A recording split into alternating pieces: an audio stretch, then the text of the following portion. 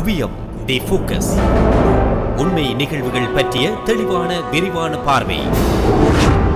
குவியம் தி focus.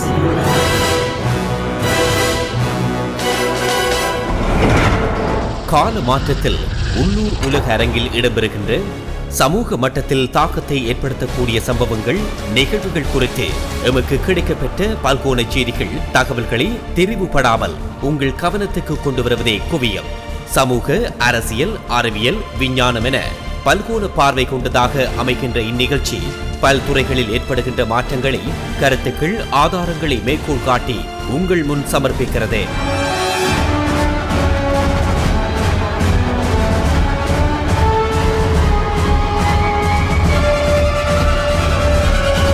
Kuviyam, the focus. Now to breaking developments overseas tonight. A ceasefire in Syria brokered by the US and Russia, taking effect just a short time ago. But as you're about to see, a fierce round of airstrikes in the hours right before. Will it hold now? போர்த்தவிர்ப்பு இணக்கப்பாடும். சிரியாவின் நிச்சயமற்ற அமைதி. Now, a ceasefire has come into force in Syria, and the government and armed opposition groups are obliged to cease hostilities under an internationally brokered deal, which took effect some hours ago. சிரிய உள்நாட்டு போருக்கு முடிவு கட்டும் முகமாக முதலாவது முக்கிய மோதல் தவிர்ப்பு பிரதான போரிடும் தரப்புகளுக்கு இடையில் தற்பொழுது கடைபிடிக்கப்படுகிறது. எனினும் மிகவும் சிக்கலான வரையறைகளை கொண்ட இணக்கப்பாடாக கருதப்படுகின்ற இந்த முக்கிய நகர்வு களத்திலும் ராஜதந்திர மட்டத்திலும் மோதல்களுடனேயே தொடர்கின்றன. ஒன்றுக்கொன்று முரணான தரப்புகளுக்கிடையில் ஓரளவு இணக்கப்பாடு எட்டப்பட்டு 5 வருடங்களில் முதல் முறையாக ஓரளவு அமைதி சிரிய மண்ணில் ஏற்பட்டிருக்கின்ற போதிலும் அது நிரந்தரமாக தொடர்வதற்கான வாய்ப்புகள் மிக மிக குறைவாகவே காணப்படுகின்றன. இருப்பினும் சிரிய விவகாரம் தொடர்பில் இதைவிட சிறப்பான சந்தர்ப்பங்களையும் வாய்ப்புகளையும் உருவாக்குவது இமாலய சவால் நிறைந்தது என்பதை குவியம் முதல் ஸ்டெஃபான் டி மிஸ்ரூட்டா வரையான சிரியாவுக்கான சிறப்பு சமாதான தூதுவர்களுக்கு புரியும். இந்த நிலையில் அமெரிக்கா மற்றும் ரஷ்யாவின் அனுசரணையுடன் அமலுக்கு வந்துள்ள நிச்சயமற்ற மோதல் தவிர்ப்பு குறித்து இன்றைய குவியம் ஆராய்கிறது. Bombs pounded rebel areas today, just hours before the temporary ceasefire agreement went into effect. Here in Syria, there's little hope it can succeed. Are you optimistic? Not really, no. Everyone agrees ISIS and Al-Qaeda will still be targets for all sides. But here's the problem. The Syrian regime and their Russian backers see almost all rebels as terrorists, meaning that only tiny pockets of Syria, according to Russian state media, will be spared more bombing. Caught in the middle, civilians. Aid agencies now hoping some peace will let them deliver much-needed relief to besieged areas. David, these next few hours and days will be a crucial test after 5 years of war. This temporary ceasefire, if it can mostly hold, could pave the way for new peace talks in the next 2 weeks. 2011 ஆண்டு சிரியாவில் வெடித்த உள்நாட்டு போர் இதுவரை 2.5 லட்சம் மக்களை பலி கொண்டிருப்பதோடு 11 million மக்களை அகதிகளாக்கியுள்ளது. 2010 ஆண்டு டுனிசியாவில் வெடித்த அரபு வசந்த புரட்சியின் தொடர்ச்சியாக சிரியாவின் சர்வாதிகார ஆட்சியாளர் பஷார் அல் அசாத்தின் அரசை கலைக்கும் முகமாக வெடித்த கிளர்ச்சிக்கு அமெரிக்கா உட்பட மேற்குலக தரப்புகள் ஆதரவு வழங்கின. மேலும் சவுதி அரேபியா, துருக்கி, கட்டார் என்பன சிரிய அரசுக்கு எதிராகவும் தமது ஆதரவை பிரதிபலித்தன. மறுபுறத்தில் அசாத் தலைமையிலான அரசை தக்க வைத்து அரபுலகில் தமது கேந்திர மையத்தை காப்பதில் அக்கறை கொண்ட ரஷ்யா அசாத் அரசாங்கத்துக்கு முண்டு கொடுத்தது. மேலும் ஈரானும் லெபனானின் ஹெஸ்புல்லா தரப்பும் சிரிய அரசுக்கு தமது ஆதரவை வெளிப்படுத்தின. இந்த நிலையில்தான் அனைத்து தரப்புக்கும் சிம்ம சொப்பனமாக 2014 ஆண்டு IS அமைப்பு உருவெடுத்து ஈராக் மற்றும் சிரியாவில் பெரும் நிலப்பரப்புகளை படிப்படியாக கைப்பற்றியது. இந்த நிலைமை சிரியாவை ரணகளமாக மாற்றியது. அதன் விளைவு யாருடன் யார் போரிடுகிறார்கள் என்பதை அடையாளம் காண முடியாத மரண பூமியாக சிரியாவை மாற்றியது. இந்த நிலையிலேயே முதலாவது குறிப்பிட்டு சொல்லத்தக்க மட்டுப்படுத்தப்பட்ட அமைதியை சிரிய மக்கள் தற்பொழுது காண்கின்றனர். A ceasefire the United Nations has described as the best hope for peace in 5 years of civil war in Syria appears largely to be holding. Russian airstrikes have stopped for now and guns have reportedly fallen mostly silent. Syrian President Bashar al-Assad and many of his opponents agreed to the US-Russia brokered deal. Now the aim is to allow aid through to millions of civilians. However, there are reports of fresh strikes in some areas. This man says, "We hope the ceasefire will go on, the Syrian people will find rest and peace, and the refugees will return to their homes. Thank goodness the situation today here in Damascus is fine, but I heard that in Aleppo, my city, there was sporadic gunfire." Rebels claim there have been occasional government violations to the ceasefire. A spokesperson for Assad denied the allegations. Some groups affiliated with the Free Syrian Army report sporadic strikes near Damascus and in Hama. Activists have also posted videos purporting to show air raids on Homs and Aleppo. சிரியாவில் வெள்ளிக்கிழமை உள்ளூர் நேரம் நள்ளிரவுக்கு பின்னர் அமலுக்கு வந்துள்ள மோதல் தவிர்ப்பு America மற்றும் ரஷ்ய தரப்புகளின் முயற்சியுடனும் இணக்கப்பாட்டுடனும் கொண்டுவரப்பட்டிருப்பினும் இது மிகவும் விசித்திரமான நடைமுறைகளை கொண்டிருக்கிறது. இந்த மோதல் தவிர்ப்பு இணக்கப்பாட்டில் சிரியாவில் போரிடுகின்ற அனைத்து தரப்புகளும் உள்ளடக்கப்படவில்லை. பிரதான பங்காளிகளாக கருதப்படுகின்ற சிரிய அரசுக்கு எதிரான மிதவாத கிளர்ச்சியாளர்கள் என்று அடையாளப்படுத்தப்படுகின்ற மேற்குலக சார்பு கிளர்ச்சியாளர்கள், அமெரிக்கா, ரஷ்யா ஆகிய வல்ல சக்திகள் மற்றும் அவற்றின் தோளுமை நாடுகளும் இந்த இணக்கப்பாட்டில் உள்ளடக்கப்பட்டிருக்கின்றன. எனினும் இன்று ஈராக் மற்றும் சிரியாவை கடந்து உலகையே அச்சுறுத்துகின்ற IS தீவிரவாதிகளும் தீவிர போக்குடைய அல்-கெய்டா தொடர்புடைய அல்-நுஸ்ரா முன்னணியும் இந்த இணக்கப்பாட்டில் உள்ளடக்கப்படவில்லை. மேலும் ISக்கு எதிராக ஈராக்கிய படைகளை விடவும் சிரிய படைகளை விடவும் வேறு எந்த கிளர்ச்சி படைகளை விடவும் மிகவும் தீரத்துடன் போரிடுகின்ற மேற்குலக ஆதரவு பெற்ற கேடிஷ் கிளர்ச்சியாளர்களும் இந்த இணக்கப்பாட்டில் உள்ளடக்கப்படவில்லை. காரணம், அமெரிக்க சார்பு துருக்கி சுயாட்சி கூறுகின்ற கேடிஷுக்களை பயங்கரவாதிகளாகவே கருதுகிறது. எனவே சிரியாவில் மோதல் தவிர்ப்பு பேரளவில் அமலுக்கு வந்திருக்கின்ற போதிலும் அது முழு அளவில் அமைதியை ஏற்படுத்த முடியாத இடியப்ப சிக்கல் நிறைந்தது என்பதை உணர்ந்து கொள்ள முடியும். Just over 40 minutes before the cessation of hostilities was due to come into effect, a vote by the UN Security Council to endorse it. It was unanimous.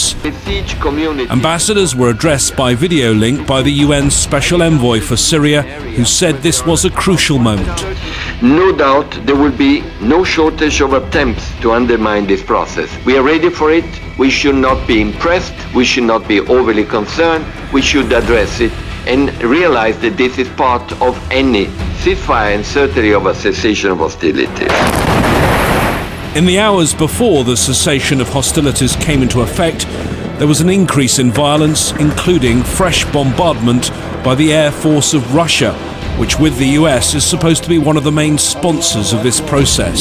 Many of the towns being hit by Syrian and Russian bombers are towns like Daraya, a suburb of Damascus that is being pummeled up to this very day, a town that is not held by ISIL or the al-Nusra Front. It is hard to seem serious and sincere about ceasing hostilities when you ramp up fighting right up to the minute the cessation of hostilities is to take effect. Everyone knows there are bound to be violations of this cessation of hostilities. Diplomats tell me the best they can hope for is a lull in the violence, and then perhaps they can persuade the warring parties to resume those talks in Geneva. A new date has been set, the 7th of March. இந்த நிலையில் வன்முறைகளுடனும் மோதல்களுடனும் சிரியாவில் இரண்டாவது நாளாக ஏற்பட்டிருக்கின்ற குறைந்தபட்ச அமைதியை நம்பிக்கையுடன் மக்கள் அனுபவிக்க முற்பட்டிருக்கிறார்கள். இந்த மோதல் தவிர்ப்பு இணக்கப்பாட்டின் பிரகாரம் மோதல் தவிர்ப்பில் உள்ளடக்கப்படாத தரப்புகளுக்கு இடையிலான மோதல்களும் தாக்குதல்களும் ஏற்புடையவையாகவே கருதப்படும். அதாவது IS மற்றும் அல்-நுஸ்ரா முன்னணி மீது அமெரிக்கா, ரஷ்யா, சிரிய அரசு மற்றும் உடன்பாட்டில் அங்கம் பெறுகின்ற பிரதான சிரிய கிளர்ச்சியாளர்கள் தாக்குதல்களை தொடர்வது யுத்த நிறுத்த மீறல்களாக கருதப்படாது என்பதாகும். இந்த நிலையில்தான் சிரியாவில் தொடர்ந்தும் அமைதிக்கு மத்தியில் குண்டு சத்தங்கள் கேட்டுக்கொண்டிருக்கின்றன.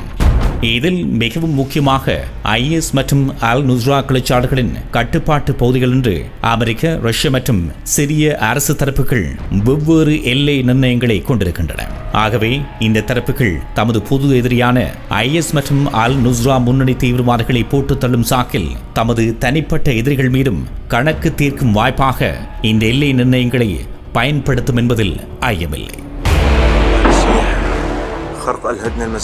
While the ceasefire may be holding in much of Syria, amateur videos said to be filmed on Saturday appear to show otherwise. This video, said to be in Aleppo, shows an unknown plane and smoke rising on the horizon. These are the types of incidents that Syrian National Coalition Vice President Nagam al-Gadri says Russia and the Syrian government are still carrying out. Russian airstrike and regime bombshell didn't stop. And of course we called the United Nations and we informed them about the area and whom, either the regime airstrike or the Russian. So we knew that from the beginning, that this regime or even the Russian won't commit to this ceasefire. Gadri says the breaches in the truce were happening in Latakia, Aleppo, Hama, and Damascus. Russia has already said it would suspend all flights over Syria for the first day to ensure no wrong targets would be hit. Other rebel groups reported occasional government violations, which the Syrian military denied.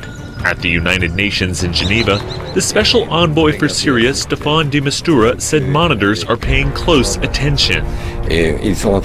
They are working day and night, monitoring all the incidents that are reported.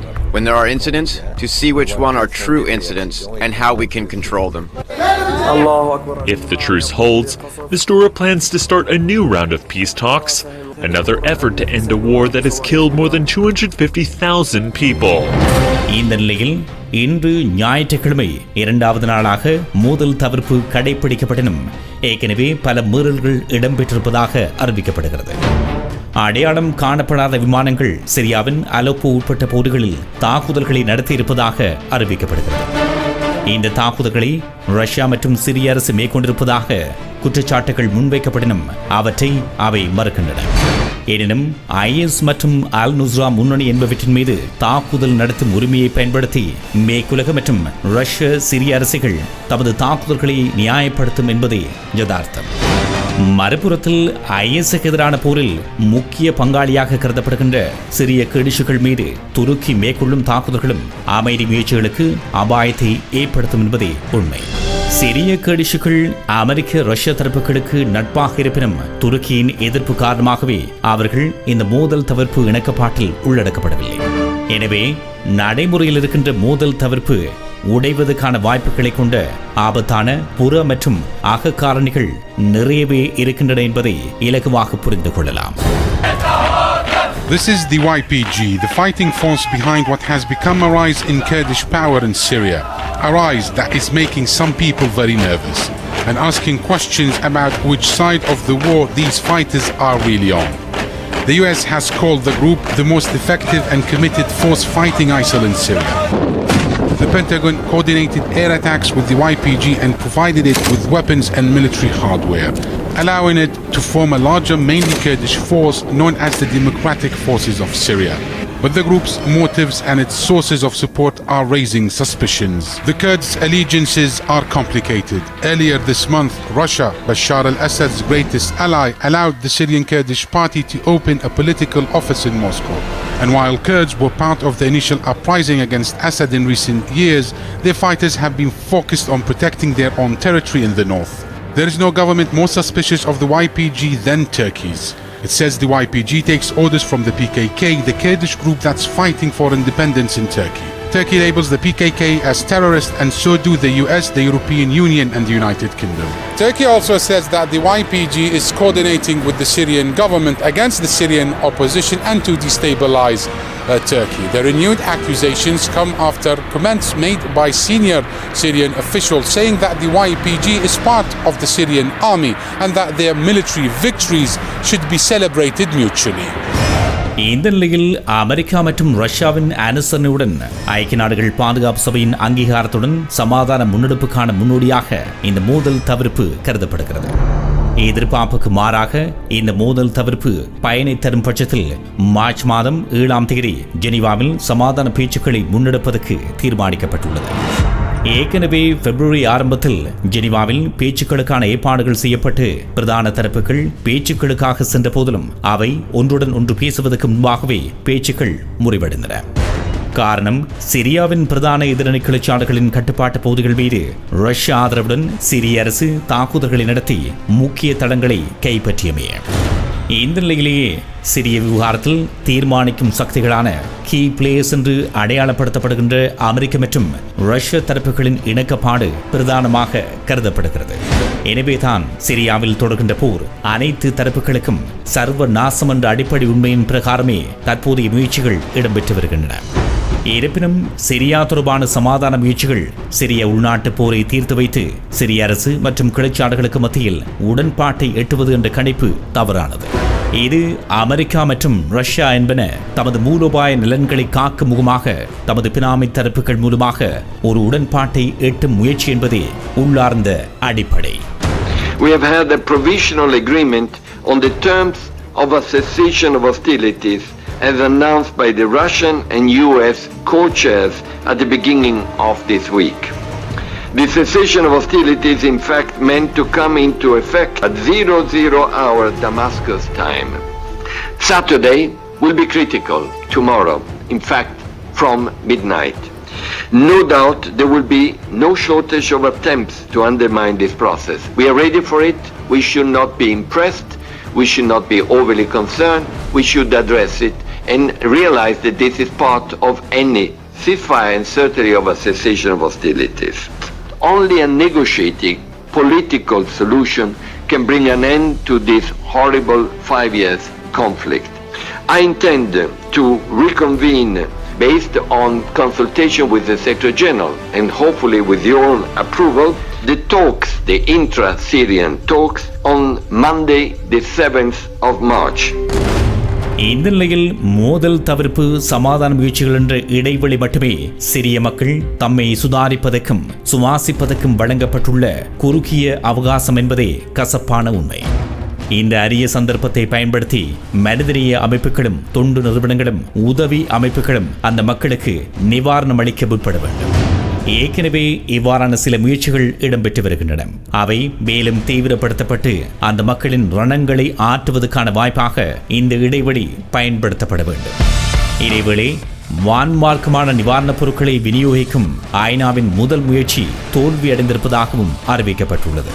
இந்த நிலையில் போரிடும் தரப்புகளின் முற்றுகைக்குள் சிக்கொண்டுள்ள நகர மக்களுக்கு நிவாரணம் அளிப்பதற்கும் மீட்பதற்கும் ஆறுதல் அளிப்பதற்கும் கால அவகாசம் குறைவாகவே இருக்கிறது என்பதை மறுப்பதற்கில்லை. இவற்றை கடந்து சிரியாவில் நிரந்தர அமைதி, இடைக்கால அரசு உருவாக்கம், ஜனநாயக தேர்தல், ஆட்சி மாற்றம் என்பதெல்லாம் இப்போதைக்கு நடைமுறை சாத்தியமற்றதாகவே கணிக்க முடியும். At the Security Council, there was stinging criticism of the Syrian regime. The UN's humanitarian chief told ambassadors the government had delayed aid deliveries to the besieged town of Kafr Batna and blocked until now assistance to Muadamiyah. The number, scope and complexity of bureaucratic and other obstacles that are placed in the path of simple aid deliveries are staggering. He did appear to have one rare bit of good news. Earlier this morning, a WFP plane dropped the first cargo of 21 tons of items into Deir ez-Zor. But the World Food Programme later released a statement saying there'd been technical difficulties and they'd try the airdrop again in a few days. It's not clear if any aid reached those in need.